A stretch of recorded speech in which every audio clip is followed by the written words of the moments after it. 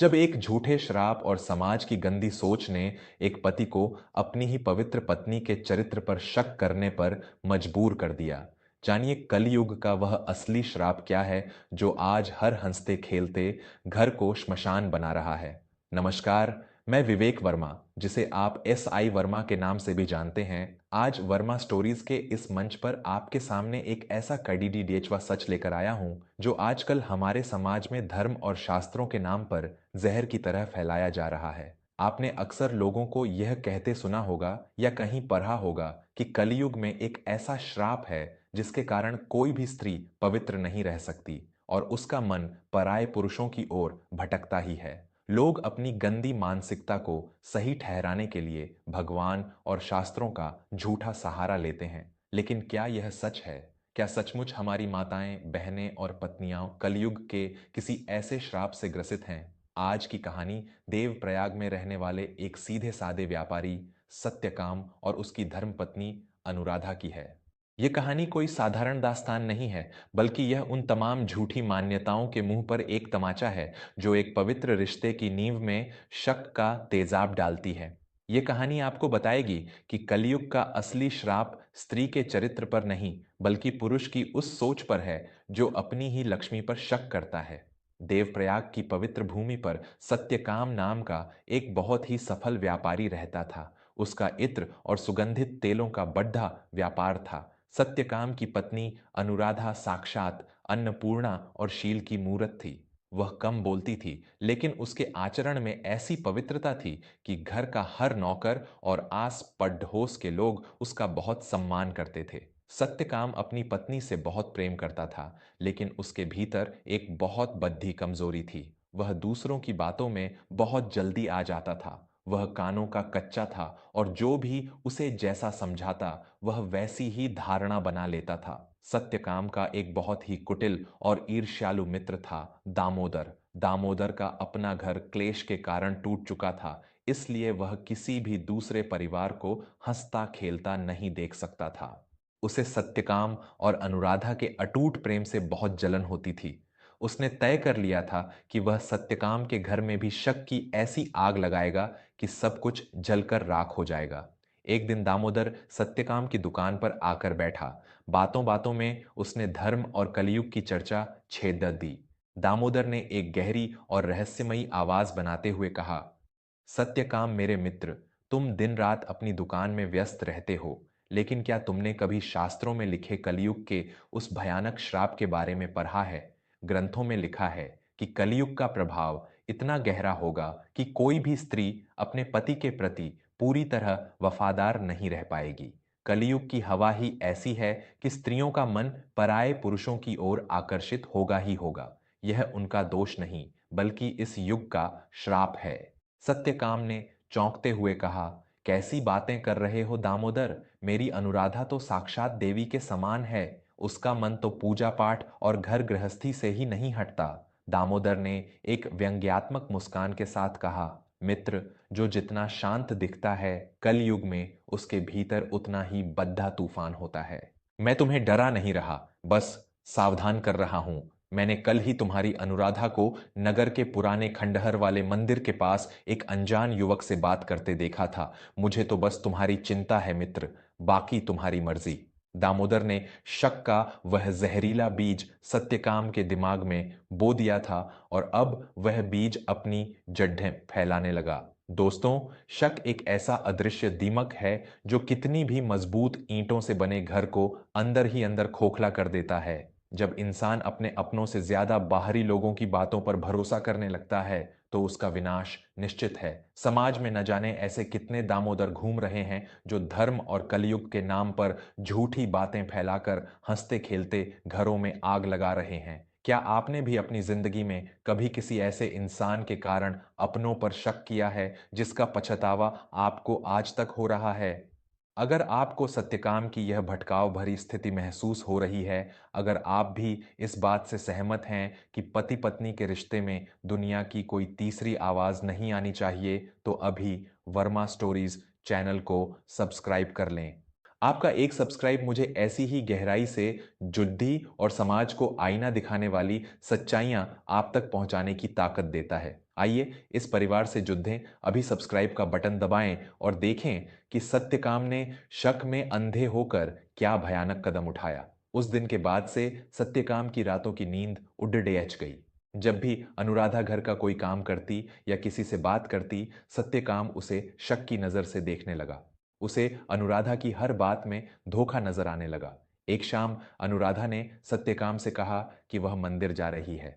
सत्यकाम ने चुपके से उसका पीछा किया। सत्यकाम ने देखा कि अनुराधा सचमुच नगर के उस पुराने और सुनसान मंदिर के पीछे गई। वहां एक युवक खद्दधा था जिसका नाम कैलाश था। अनुराधा ने अपने आंचल से कुछ स्वर्ण मुद्राएं निकाली और उस युवक के हाथों में रख दी। युवक ने अनुराधा के सामने हाथ जोड़ दे और वहां से चला गया। यह दृश्य देखकर सत्यकाम के दिमाग की नसें फटने को हो गईं। उसे लगा कि दामोदर की बात बिल्कुल सच थी। कलयुग के उस झूठे श्राप ने सत्यकाम की सोचने समझने की सारी शक्ति नष्ट कर दी थी। वह क्रोध से कांपता हुआ घर पहुंचा। कुछ देर बाद जब अनुराधा घर लौटी तो सत्यकाम एक भूखे शेर की तरह उस पर टूट पड़ा। सत्यकाम ने अपनी आंखें लाल करते हुए जोर से चिल्लाकर कहा, मुझे छूने की कोशिश मत करना कुल्लटा। आज मैंने अपनी आंखों से तेरा वह घिनौना रूप देख लिया है जिसे तू इस शराफत के घूंघट के पीछे छुपाती थी। दामोदर सही कहता था कि कलयुग में स्त्रियों को एक ऐसा श्राप मिला है कि वो एक पुरुष से कभी संतुष्ट नहीं रह सकती। कौन था वह युवक जिसे तू मंदिर के पीछे मेरे पसीने की कमाई लुटाकर आ रही है? बोल। अनुराधा के पैरों तले जमीन खिसक गई।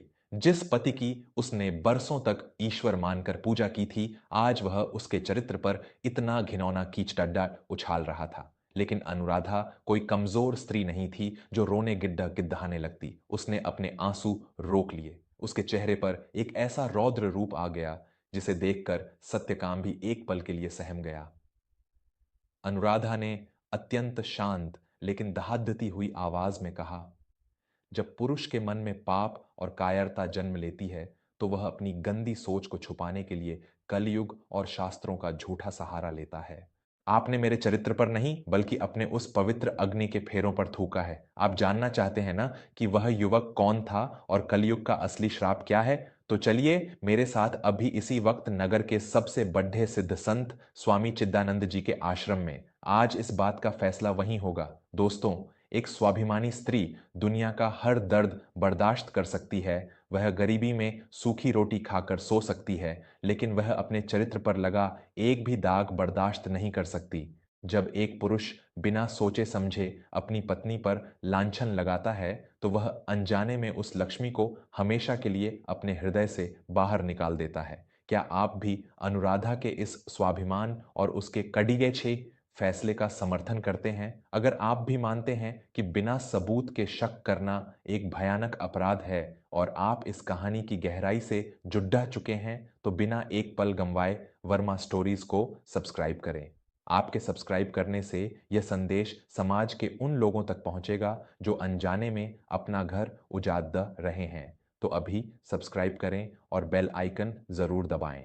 चलिए सुनते हैं कि स्वामी चिदानंद जी ने कलयुग का कौन सा खौफनाक रहस्य खोला। अनुराधा उसी समय सत्यकाम को लेकर स्वामी चिदानंद जी के आश्रम पहुंच गए। सत्यकाम ने आश्रम में पहुंचते ही स्वामी जी के सामने अनुराधा के चरित्र पर सवाल खड़े कर दिए और दामोदर द्वारा बताए गए कलयुग के उस श्राप की बात दोहराई कि कलयुग में स्त्रियां पराये पुरुषों की ओर भटकती हैं। स्वामी चिदानंद जी ने एक अत्यंत गहरी और दुख भरी सांस ली। उन्होंने सत्यकाम को ऐसे देखा जैसे कोई किसी महामूर्ख को देख रहा हो। स्वामी जी ने अपनी गंभीर और ओजस्वी वाणी में कहा, सत्यकाम, तुम मूर्खता और अज्ञानता के अंधकार में इतने गहरे डूब चुके हो कि तुमने एक पापी इंसान की झूठी बातों को शास्त्र मान लिया। किस शास्त्र में लिखा है कि कलयुग में स्त्री का चरित्र गिर जाएगा? किस भगवान ने यह श्राप दिया है? यह समाज के उन कायर और चरित्रहीन पुरुषों की फैलाई गई मनगढ़ंत कहानी है जो अपनी बुराइयों को छुपाने के लिए स्त्रियों के माथे पर कलंक लगाते हैं। स्वामी जी अपनी जगह से उठे और सत्यकाम के करीब आकर बोले, सुनो सत्यकाम, कलयुग का असली श्राप यह नहीं है कि स्त्रियां अपवित्र हो जाएंगी। कलयुग का असली और सबसे भयानक श्राप यह है कि इस युग में पुरुषों की मति इतनी भ्रष्ट हो जाएगी कि वे साक्षात देवी जैसी पवित्र स्त्री पर भी शक करने लगेंगे। कलयुग का प्रभाव स्त्री के चरित्र पर नहीं बल्कि पुरुष की आंखों और उसके विश्वास पर पड़ता है।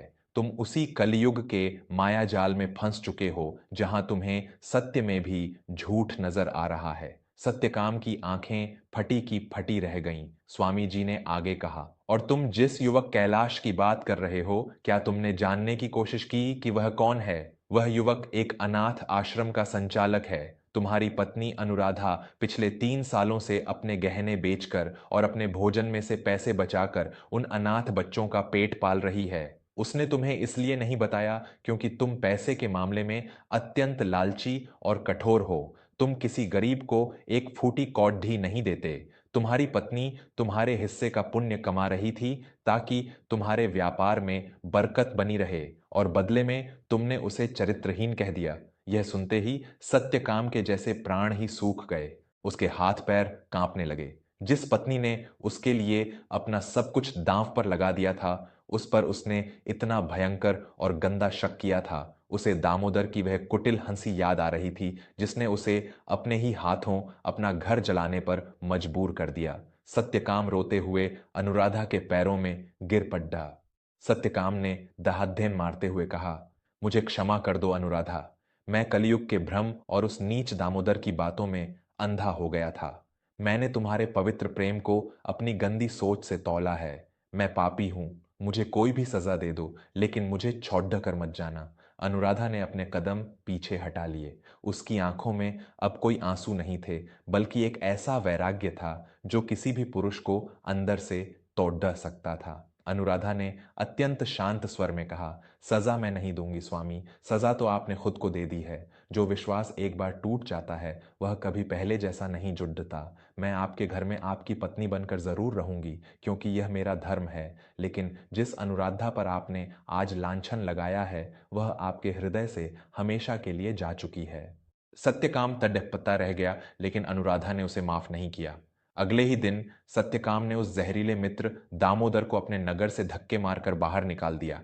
लेकिन उसका जो नुकसान हुआ था उसकी भरपाई दुनिया की कोई दौलत नहीं कर सकती थी। निष्कर्ष, दोस्तों, जब इंसान का मन दूषित होता है तो वह पूरी दुनिया में गंदगी ही खोजता है। कलयुग कोई राक्षस नहीं है जो आसमान से उतरा हो।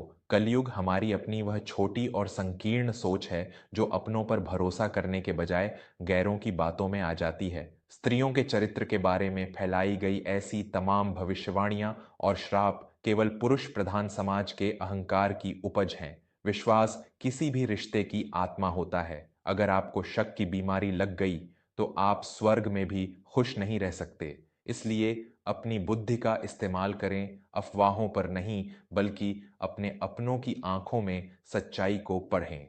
आज की यह रोंगटे खड़ीडिढे कर देने वाली और समाज को एक कड़िड़िया संदेश देने वाली कहानी अगर आपके दिल को छू गई हो, अगर आपको लगता है कि समाज के हर पति पत्नी को यह कहानी सुननी चाहिए ताकि कोई घर झूठे शक के कारण न टूटे, तो इस वीडियो को अपने दोस्तों और परिवार के हर सदस्य के साथ शेयर जरूर कीजिएगा।